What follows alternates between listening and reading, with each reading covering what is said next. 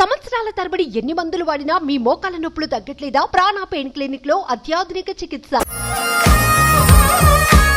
ఈ రోజు మనం స్పెషల్ గా చేస్తుంది మన స్విగ్గీ జొమాటో బాయ్స్ వాళ్ళ గురించి కాబట్టి వాళ్ళ గురించి ఒక స్పెషల్ వీడియో ఉంది, అదొకసారి చూసేద్దాం.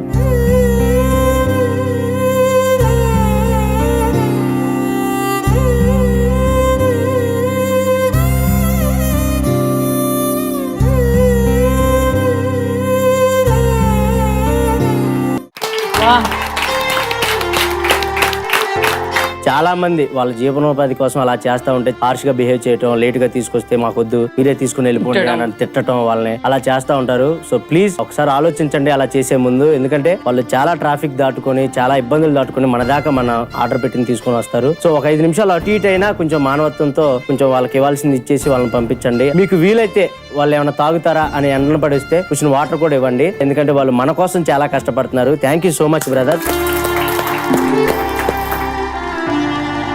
అసలు నాకు ఇలా చూస్తుంటే అబ్బా ఇంతలా ఉన్నారా అని అనిపిస్తుంది. థ్యాంక్ యూ సో మచ్ మీరు అందరికీ ఇలా చేస్తున్నాను. ఒక 2 minutes మేము మాట్లాడొచ్చా? రండి రండి రండి.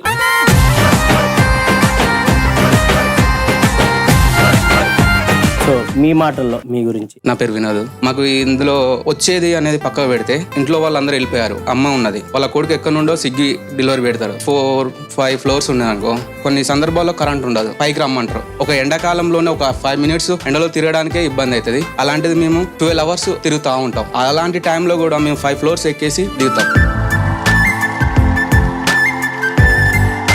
ఇలా మోర్ దెన్ పీపుల్స్ కి మేము సర్వీస్ చేస్తున్నాం.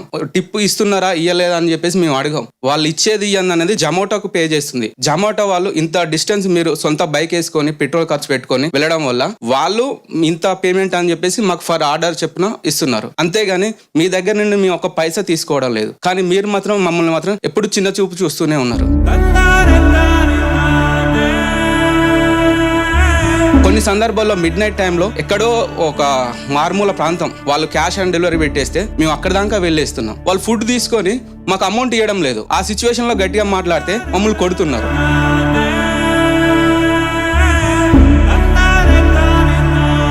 మిడ్ నైట్ అయింది అనుకో, స్ట్రీట్ డాగ్స్ డెలివరీ ఇవ్వడం కోసం బండి వేసుకొని స్పీడ్ గా పోతుంటే కుక్కలు మా వెనక పడుతున్నాయి. ఆ కుక్కలు వెనక పడడం వల్ల స్కిడ్ అయ్యి బండి కింద పడుతుంది. కస్టమర్ కి మేము కింద పడ్డామా లేదా అనేది చూడరు. ఖచ్చితంగా మాకు ఫుడ్ ఎందుకు లేట్ అయింది అని చెప్పేసి తిడుతూ ఉంటారు. కానీ చిన్నగా రావచ్చు కదా అని ఏ ఒక్క కస్టమర్ అని లేదు.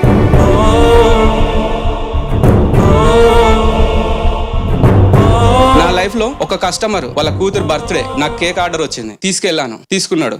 బాబు ఒక 2 నిమిషాలు ఆగన్నాడు. ఆగాను. ఇంట్లోకి వెళ్ళేసి బిర్యానీ ప్యాకెట్ తీసుకొచ్చాడు. ఈ రోజు మా కూతురు బర్త్డే, ఇది నీకు మేము ఇస్తున్న గిఫ్ట్ అని చెప్పేసి ఇచ్చాడు. అలాంటిది ఒక్క మూమెంట్ ఉంటే చాలు. ఇలాంటి వాళ్ళు ఎంత మంది ఉన్నా గానీ ఆ ఒక్క మూమెంట్ మాకు ఇలాంటివి అన్ని మర్చిపోయినట్టు చేస్తాయి. మీ దగ్గర నుండి మేము టిప్ ఆశించట్లేము, బట్ కాకపోతే మమ్మల్ని కూడా ఒక సోషల్ సర్వీస్ చేసే వాళ్ళలాగా గుర్తిస్తే చాలు అని చెప్పేసి కోరుకుంటున్నాను. మీ మాటల్లో. వాళ్ళ జాబ్ వాళ్ళు చేస్తున్నారు, అది కాదనట్లేదు. కానీ వాళ్ళు రిటర్న్ ఆశించేది ఏంటంటే రెస్పెక్ట్. ఖచ్చితంగా ఇవ్వాలి, ఇచ్చి తీరాలి. బ్రదర్ చెప్పినట్టు వాళ్ళకి కావాల్సింది ఫస్ట్ రెస్పెక్ట్ ఇవ్వాలి మనం. ఎందుకంటే ఒక టైంలో మన దగ్గర ఫుడ్ లేకపోయినా కూడా మనం ఆర్డర్ పెట్టుకుంటే ఆ టైంకి వాళ్ళు తీసుకొస్తారు మనకి. సో వాళ్ళకి ఎప్పుడు కూడా రెస్పెక్ట్ ఇవ్వాలి. ఎండలో వచ్చినప్పుడు అట్లీస్ట్ వాటర్ ఆఫర్ చేయడము, జస్ట్ వాష్రూమ్ యూజ్ చేసుకోవడానికి హెల్ప్ చేయడము, ఏదో ఒకటి మనకి తోచినంత మనం వాళ్ళకి హెల్ప్ చేయవచ్చు. చూశారు కదా, సో మన కోసం మన మధ్యనే ఉంటూ కష్టపడే వాళ్ళు వీళ్ళంతా. సో వీళ్ళతో కలిసి ఒక్క ఫోటో తీసుకుందామా? సో చూశారు కదండి, ఇది ఇవాళ మా fun fill episode. So next week ఇంకొంచెం ఫన్ తో మీ ముందుకు వస్తాం. Until then bye bye, take care.